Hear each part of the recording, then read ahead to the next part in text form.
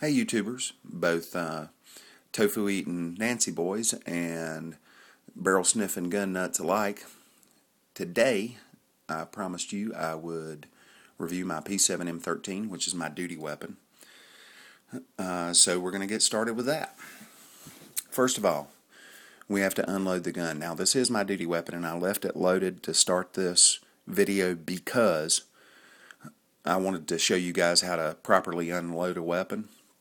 So I'm going to pick the gun up. Now I'm going to keep my finger outside of the trigger guard. We're going to keep that booger picker completely away from the trigger until we're on target and ready to fire. So I'm going to go ahead and pick it up.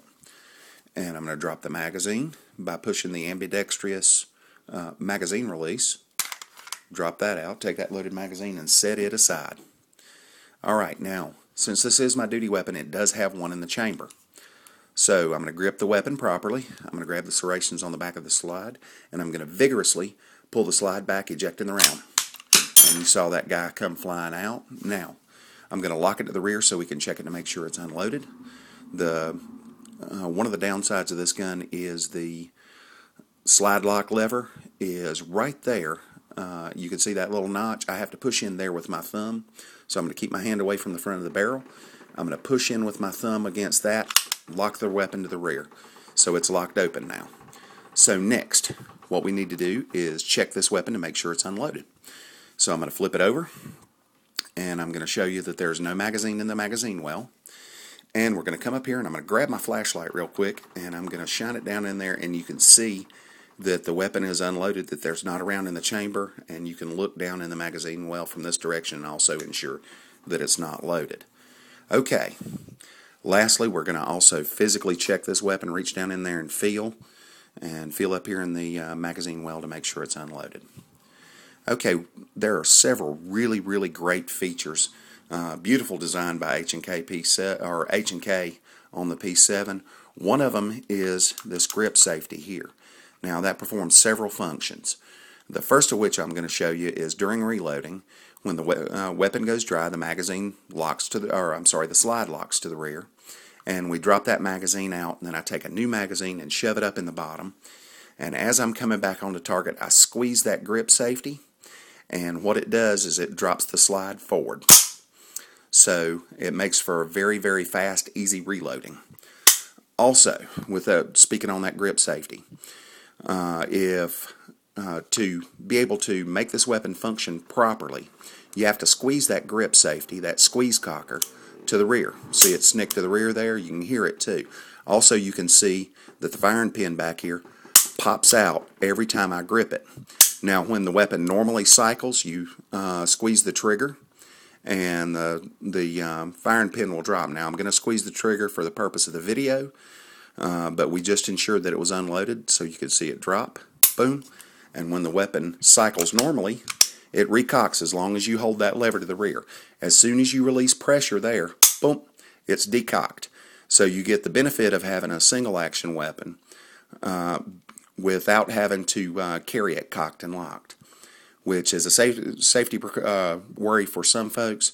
I don't generally worry about it if you're operating the safeties correctly, but it is very nice. Also, it has an oversized trigger guard so that if you're in cold weather and you're having to wear gloves, you can still get a gloved finger inside of that trigger guard. Ambidextrous magazine release on both sides of the weapon. This gun also has night sights. I can't really show them to you in a video. Otherwise, the only thing you'd see is 3 glowing eyes looking at you. But it has night sights. And lastly, not lastly, it has 2 more safety features.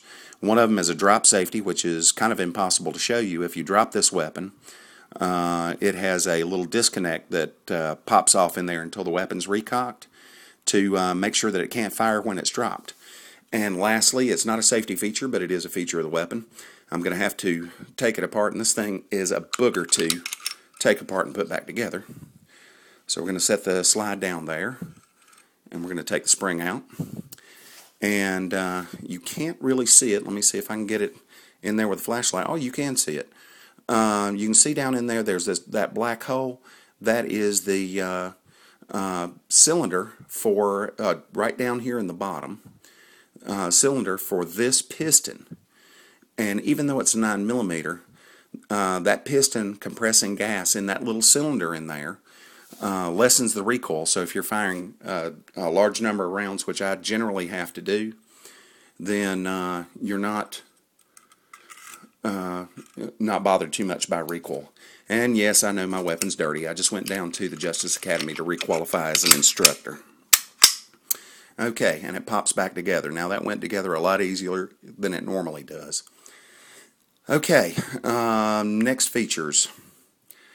Let's see, we've gone over the grip safety and the drop safety and the piston.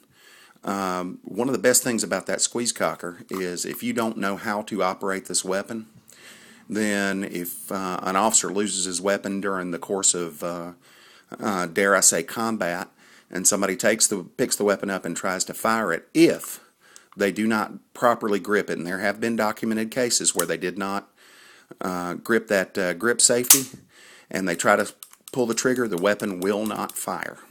So it has saved a few officers' lives both in Germany and I think New Jersey, if I'm correct. Downsides. This weapon is horribly hard to find and prohibitively expensive. Also, the magazines are very expensive. The magazines that I have, I've bought 5 of them, and I like to have 10 magazines for every gun that I own. Those magazines can go anywhere from $100 to $150 a piece, depending on where you find them. Lastly, it is very, very, very hard to find a holster for this gun. That right there is an Uncle Mike's, and I think it's designed for a Glock. I had to really, really adjust it to be able to get it to fit the P7, and because of the fact that I have to have one that rides either high or mid-ride and has that safety thumb brake there. Well, it's hard to do when you don't have a weapon in the holster, but the thumb brake, you can break your thumb and pull the weapon out of the holster to be able to defend yourself. So those are the upsides and the downsides on the P7. Please rate the video and let me know what you think of it, and tell me what you think about the H&K.